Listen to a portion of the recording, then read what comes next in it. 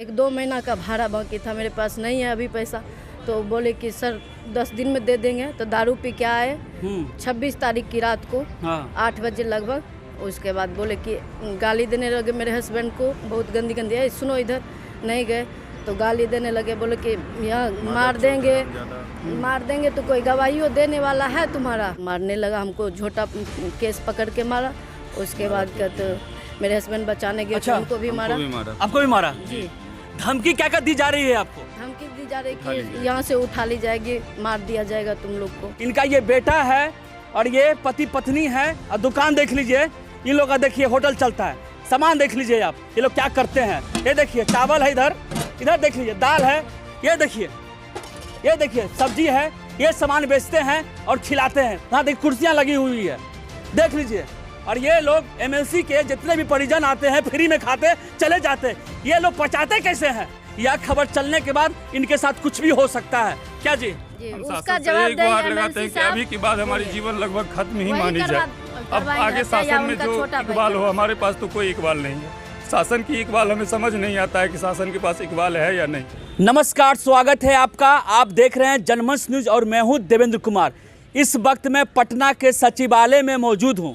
यहाँ से मैं आपको एक दर्द भरा कहानी दिखाने जा रहा हूँ। एक ऐसी कहानी जिसको जानने के बाद आपको तय करना पड़ेगा कि यह पीड़ित परिवार जाए तो जाए कहाँ। ये लोग छोटा मोटा यहाँ पर अपना होटल चला रहे हैं, दुकान चला रहे हैं और इस दुकान से अपना घर परिवार चला रहे हैं। फर्निश कुमार झा हैं, ये इनकी पत्नी है। प्रीति कुमारी इनके बेटे हैं।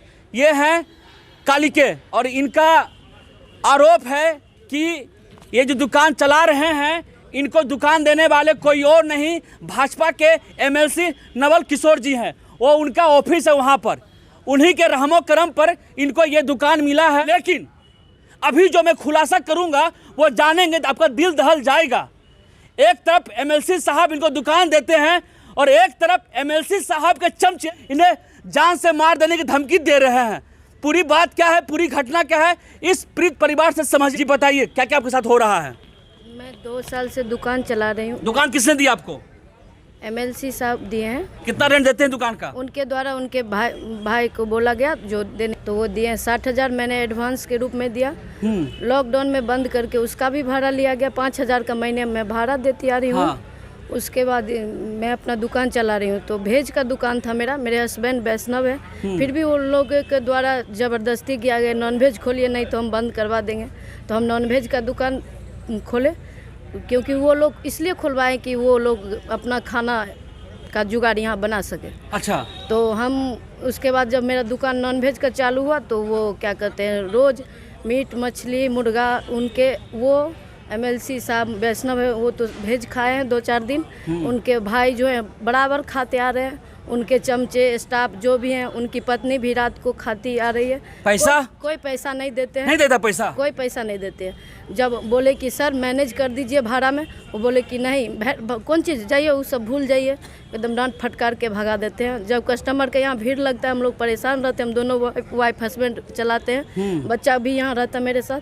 तो तब आते हैं क्या, ए जी खाना लाओ खाना लाओ। नहीं देने पर तो बहुत ज़्यादा टॉर्चर करते। ऑफिस में पहुँचाओ, दुकान से ले भी नहीं जाते, ऑफिस में पहुंचाना पड़ता है। ले भी नहीं जाते, ऑफिस में पहुंचा। उसके बाद ये 1-2 महीना का भाड़ा बाकी था, मेरे पास नहीं है अभी पैसा। तो बोले कि सर 10 दिन में दे देंगे। तो दारू पी के आए 26 तारीख की रात को 8 बजे लगभग। उसके बाद बोले कि गाली देने लगे मेरे हस्बैंड को, बहुत गंदी गंदी है, सुनो इधर। नहीं गए तो गाली देने लगे, बोले कि यहाँ मार देंगे तो कोई गवाहियों देने वाला है तुम्हारा। तब हम लोग एक्साइज विभाग में फ़ोन किए तो वो डर से भाग गए उस समय।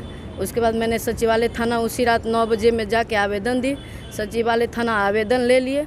कल होके मैं फिर मिलने गई तो वहाँ से बेइज्जत करके इंस्पेक्टर साहब भगा दिए कि जाओ, हम सब समझ रहे हैं क्या है, तुम्हारा दुकान खाली करवा देंगे। मेरा दुकान है। हम बोले सर आप खाली करवाइएगा, पूरा कैंपस खाली करवाइएगा कि मेरा ही दुकान खाली करवाइए, कितना दुकान है घर है सब पूरा खाली करवाइएगा।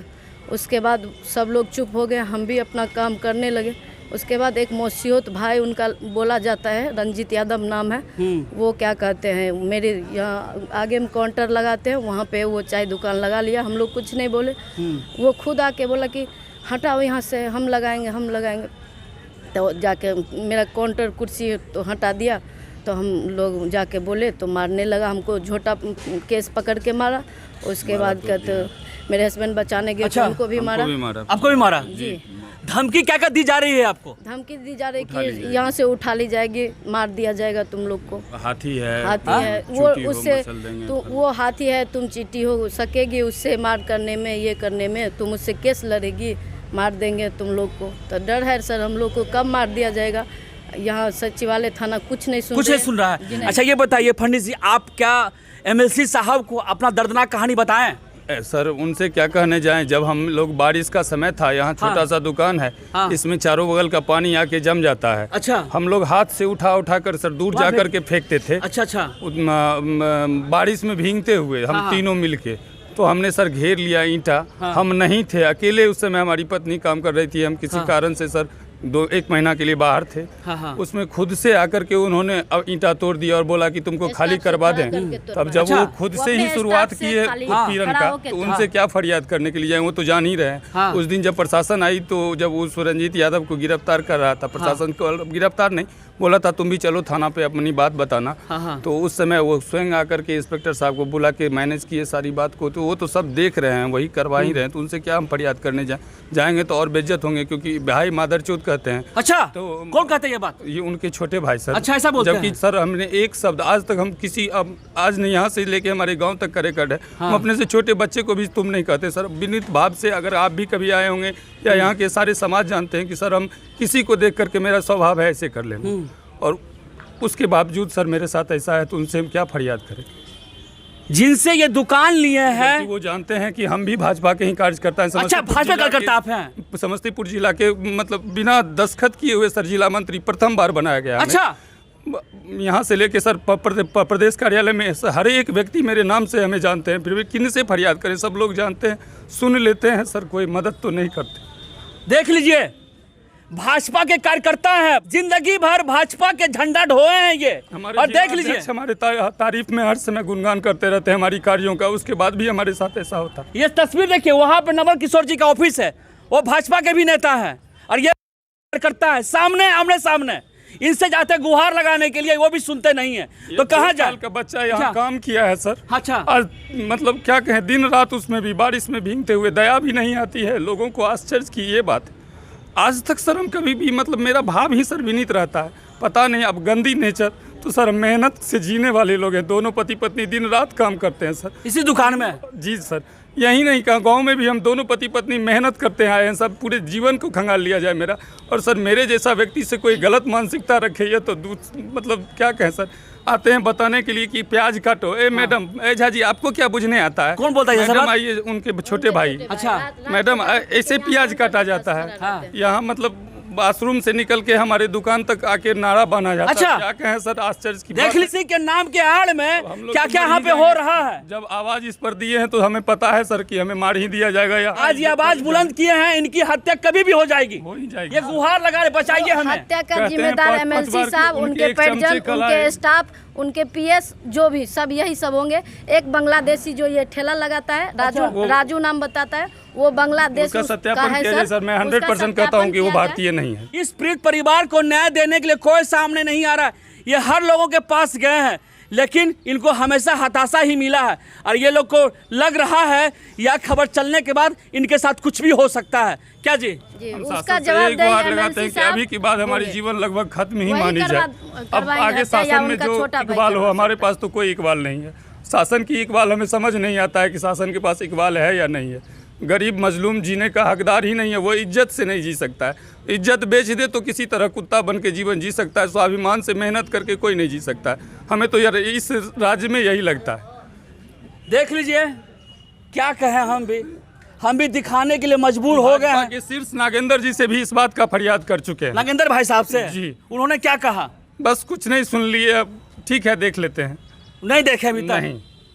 क्या उम्मीद लग रहा है आपको? नहीं सर, हमें तो अब निराशा हो चुकी है। निराशा के बाद आज 6 साल से हम शासन से प्रताड़ित होते आ रहे हैं। 6 साल से अच्छे कर्मों से सर हम जबरदस्ती एकमात्र मतलब सामान्य सीट पर गांव में भी चुनाव लड़े, शासन हमको हरवा दिया, हम जीत चुके थे सर।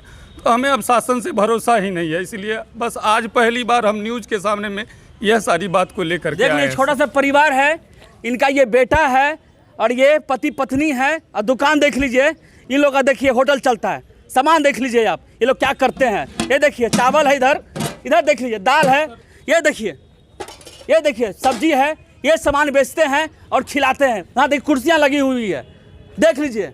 और ये लोग एमएलसी के जितने भी परिजन आते हैं फ्री में खाते चले जाते हैं। ये लोग पचाते कैसे हैं? 1 रुपया फ्री में भी खाना हराम होता है, लेकिन सर वॉशरूम नहीं जाने दिया जाता है। अच्छा वहाँ सब लोग आम लोग जाते हैं, लेकिन इस छोटे से बच्चे को भी कैसे मना कर दिए। कैसा क्रूर हृदय है सबका, मानव का, पता नहीं, ईश्वर जाने। ये कोई पाकिस्तान से नहीं आए हुए हैं, ये भाजपा के कार्यकर्ता ही हैं। और देख लीजिए भाजपा नेता से गुहार लगाते हैं, कान में तेल डाल के सोए रहते हैं। ये जनमत से गुहार लगाया है कि इन्हें इंसाफ मिलेगा। हमें भी उम्मीद है कि इंसाफ मिलेगा। हमारी आवाज़ जहां तक पहुंच रही है इस वीडियो के माध्यम से फैलाइए और बताइए सच्चाई क्या है इस गरीब परिवार का।